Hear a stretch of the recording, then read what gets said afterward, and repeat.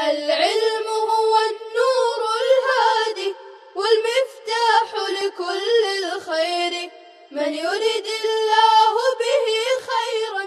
الحمد لله رب العالمين والصلاة والسلام على سيد الأنبياء والمرسلين سيدنا محمد وآلہ وصحبہ اجمعین۔ طلبہ عزیز، آج ہم حدیث نمبر 39 سے اپنے درس کو شروع کر رہے ہیں۔ بسم اللہ الرحمن الرحیم۔ وعن ابی ہریرہ رضی اللہ عنہ ان رسول اللہ صلی اللہ علیہ وسلم قال بادروا بالاعمال۔ حضرت ابو ہریرہ رضی اللہ عنہ روایت کرتے ہیں کہ رسول اللہ صلی اللہ علیہ وسلم نے فرمایا، نیک کاموں کے کرنے میں جلدی کرو، فَسَتَكُونُ فِتَنٌ كَقِطَعِ اللَّيْلِ الْمُظْلِمِ۔ ان قریب اندھیری رات کے ٹکڑوں کے مانند فتنے رونما ہوں گے۔ یصبح الرجل مؤمنا ویمسی کافرا۔ صبح کے وقت آدمی ایماندار ہے تو شام ہوتے ہوتے کافر ہو جائے گا۔ او یمسی مؤمنا ویصبح کافرا، اور شام کو ایماندار ہے تو صبح ہوتے ہوتے کافر ہو جائے گا۔ یبیع دینہ بعرض من الدنیا، دنیا کے مال و متاع کے لیے دین کو فروخت کر دے گا۔ نعوذ باللہ من ذلک۔ بادرو فعل امر جمع مذکر حاضر کا صیغہ ہے، مبادرتاً مصدر ہے، باب مفاعلت، کسی چیز کی طرف لپکنا، جلدی کرنا۔ قطع یہ جمع ہے قطعتن کی، معنی ٹکڑا۔ عرض جمع ہے عروض، معنی اسباب، سامان۔ بادروا بالاعمال الصالحہ اصل عبارت ہے، یعنی نیک کاموں میں جلدی کرو۔ اس حدیث پاک میں اس بات کی ترغیب دی گئی ہے کہ آدمی اپنی مشغولیت اور معذوریت کے آنے سے پہلے یعنی عذر و معذرت جیسے حالات آنے سے پہلے نیک اعمال کر لے۔ فَسَتَكُونُ فِتَنٌ، حدیث پاک کے اس ٹکڑے میں قرب قیامت کی علامت کا بیان ہے کہ قیامت کے قریب پے در پے مسلسل فتنوں کا ظہور ہوگا، اور وہ فتنے ایسے ہولناک ہوگے کہ آدمی اپنے دین و ایمان کو بھی بھول جائے گا۔ پھر دنیا کے حاصل کرنے کی دوڑ میں ایسا لگے گا کہ دنیاوی مفادات کے حاصل کرنے کے لیے اپنے دین و ایمان کا بھی سودا کرنے میں کوئی تأمل نہیں کرے گا۔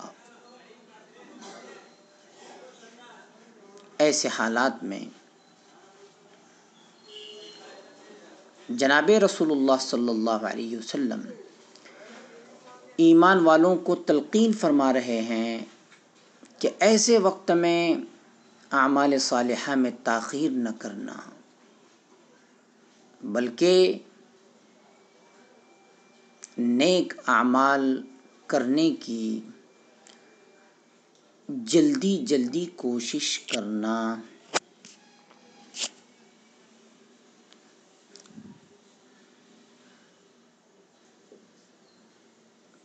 حدیث کا مطلب یہ بھی ہے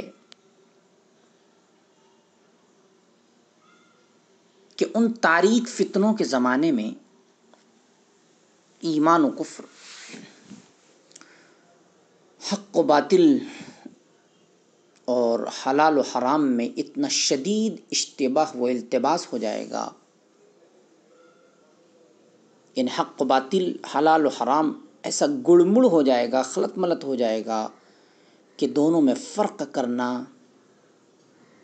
اور کفر سے، باطل سے اور حرام سے بچنا بے حد دشوار ہو جائے گا. چنانچہ ایک مسلمان مومن دنیاوی معاملات اور کاروبار کو ایمان و اسلام کے مطابق اور برحق و حلال سمجھ کر کرے گا، حالانکہ وہ سراسر حرام، باطل اور اسلام کے منافی ہوگا، اور نفس کے دھوکے اور فریب میں آ کر اسلام سے ہاتھ دھو بیٹھے گا اور نعوذ باللہ کافر ہو جائے گا. اس لیے کہ حرام کو حلال جاننا اور باطل کو حق سمجھ لینا یقیناً کفر ہے. جیسا کہ قرآن کریم میں ہے، قل ارأيتم ما انزل الله لكم من رزق فجعلتم منه حراما وحلالا. اسی طرح مال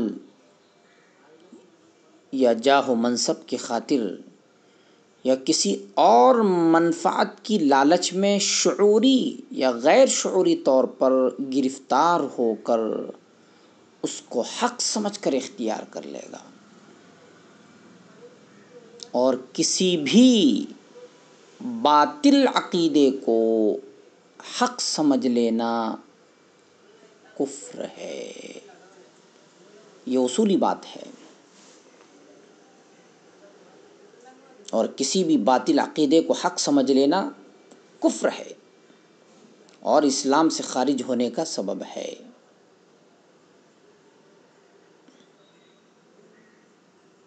معلوم ہوا کہ جتنے بھی دنیاوی معاملات ہیں یا کوئی اور معاملہ ہو، اگر وہ مخالف شریعت ہے،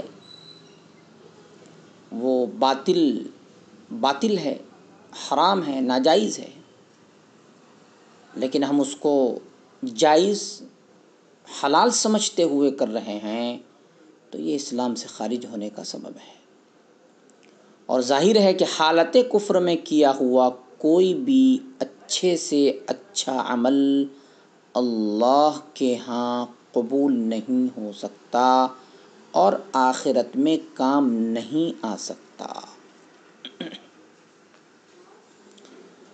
اللہ تعالیٰ کا فرمان ہے،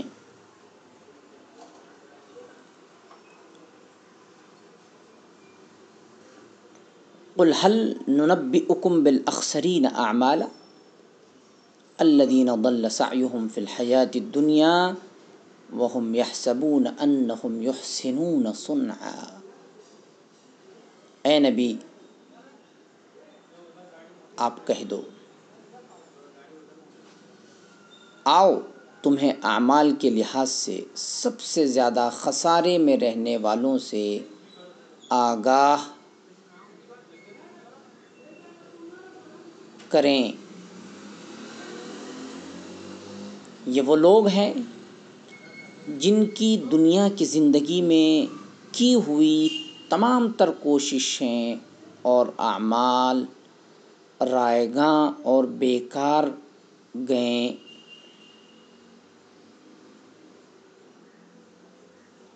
اور وہ یہی سمجھتے رہے کہ ہم اچھے کام کر رہے ہیں. لہذا نبی رحمت صلی اللہ علیہ وسلم متنبہ فرماتے ہیں کہ ایسا وقت اور ایسا پرفتن زمانہ آنے سے پہلے جس قدر بھی اعمال صالحہ اور کارہائے خیر کر سکتے ہو کر لو، ٹال مٹول اور تاخیر ہرگز مت کرو۔ حدیث پاک میں ایک پرفتن دور کی پیشین گوئی کی گئی۔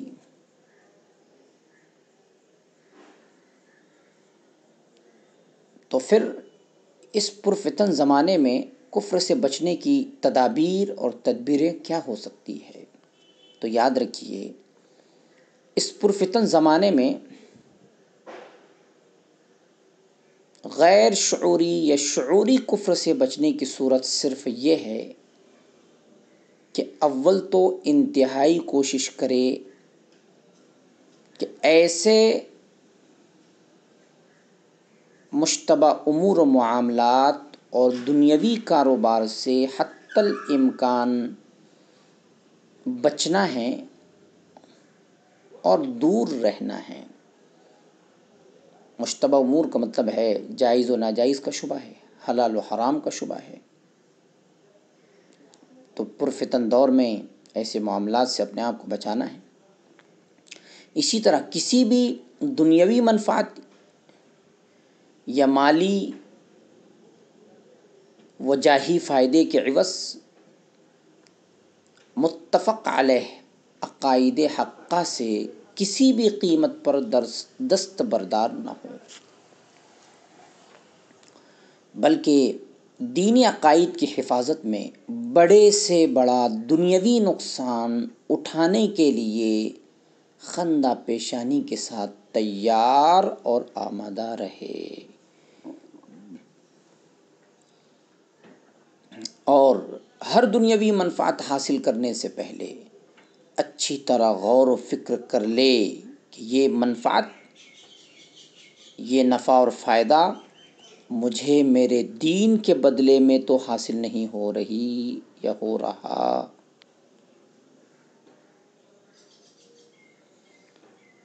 اسی طرح اگر پاک و صاف اور حلال روزی خواہ کتنی ہی قلیل کیوں نہ ہو، کم کیوں نہ ہو، میسر آ سکتی ہے تو اسی پر اکتفا کرے اور جیسے تیسے اس چند روزہ زندگی کو گزار دینے پر قناعت کرے، اور اللہ تعالیٰ سے حلال روزی کی دعائیں مانگتا رہے۔ اللہ تعالیٰ اپنے کرم سے حلال روزی کے راستے ضرور کھول دیں گے۔ وَمَن يَتَّقِ اللَّهَ يَجْعَل لَّهُ مَخْرَجًا وَيَرْزُقْهُ مِنْ حَيْثُ لَا يَحْتَسِبُ، جو شخص اللہ تعالیٰ کی نافرمانی سے ڈرے گا، اللہ تعالیٰ اس کے لیے ضرور کوئی راستہ نکال دیں گے اور ایسی جگہ سے اس کو روزی دیں گے جہاں سے ملنے کا وہم و گمان بھی نہ ہوگا۔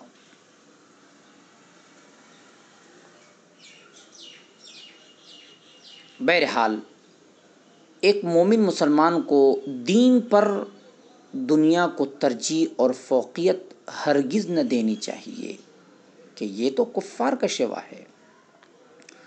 اللہ تعالیٰ کا ارشاد ہے، بل تؤثرون الحیاۃ الدنیا والآخرۃ خیر وابقیٰ، بلکہ تم تو دنیا کو آخرت پر ترجیح دیتے ہو، حالانکہ آخرت کی زندگی دنیا کی زندگی سے بہت بہتر اور پائیدار ہے۔ اسی بنا پر نبی رحمت صلی اللہ علیہ وسلم نے اپنی امت کو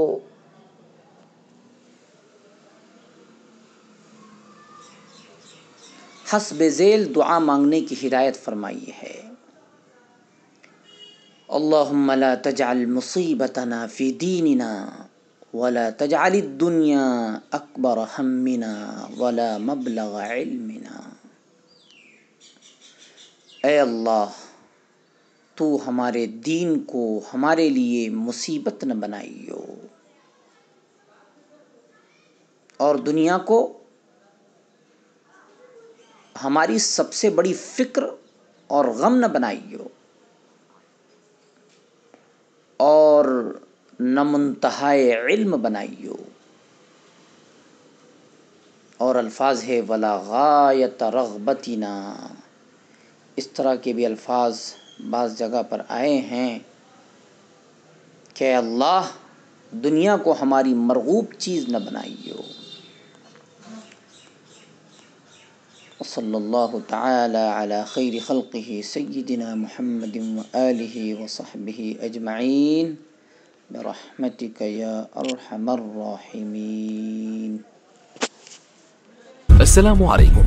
لا تنسوا الاعجاب بالفيديو والاشتراك في القناة تشجيعا لنا لنستمر بنشر المزيد إن شاء الله.